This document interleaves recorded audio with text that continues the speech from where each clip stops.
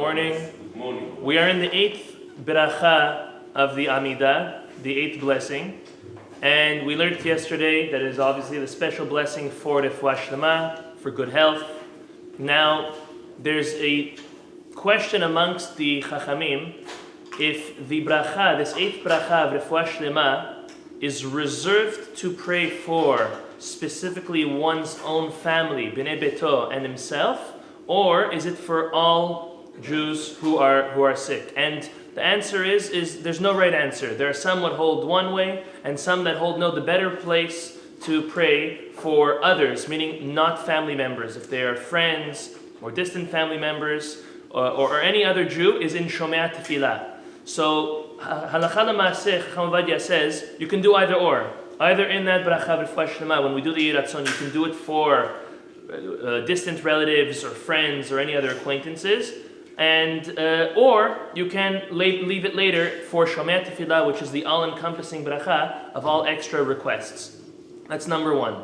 Number two, when you pray for a person's health, do you need to mention their name or not? Is it good enough to just think about them?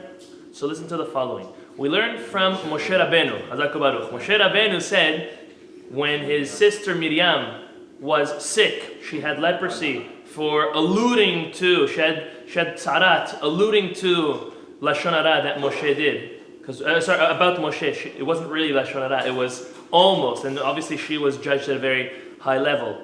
But what did Moshe do? He said, El na refa na la. He never mentioned their name. So we learn from there, you do not need to mention a sick person's name, but listen to the condition. The condition is if they are there in front of you.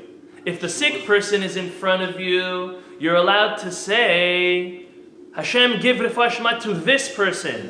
Whether you say it, whether you think it, the person is right there in front of you. If the person is not there in front of you, you are supposed to, the proper way to get the greatest amount of blessing and recovery for the person is to mention their name. Now we mentioned their name and the son of or the daughter of the mother. The mother which brought the person into this world, obviously in a physical way. We did a lot less work than our wives bringing our kids into this world. She carried the baby for 9 months, gave birth, the beginning for sure stages. A wife is definitely more involved. So her, sustenance of life that she gave in the beginning, we attribute this person, whoever the person is, the sick person's refuah, recovery, and we connect it back to the mother. Now here's the last thing we're going to deal with this morning. What if chas v'shalom a person's parent, father or mother or even rabbi is sick?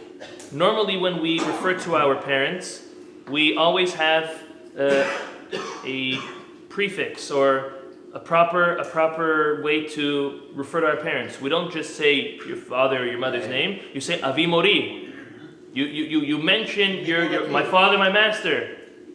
So should we say, when you're praying for your father, my master, so-and-so, the son of so-and-so? So the answer is we don't need to. The reason why we don't need to and we shouldn't is because there's no such thing as that you owe honor to your father in front of HaKadosh Baruch Hu. Meaning, it's not in a disrespectful way. So what's the proper way to do it? It's as follows. It's Avdecha Avi, so-and-so, the son of so-and-so. Your servant, your subject, my father, the so-and-so, the son of so-and-so. Amatecha imi, same idea, so-and-so, the daughter of so-and-so. Avdecha Rabbi, your servant, your subject, my rabbi, so-and-so, the son of so-and-so. So that's the proper way to pray when you're praying for someone where you owe honor to. Again, a father, a mother, and your rabbi. That's the way to do it. Instead of a whole title of honor, again, because there's no honor that's needed in front of HaKadosh Baruch Hu when you're praying for that sick person. So Hashem, there'll be no chalim. HaKadosh Baruch Hu will give a speedy recovery to all. Tonight, very exciting.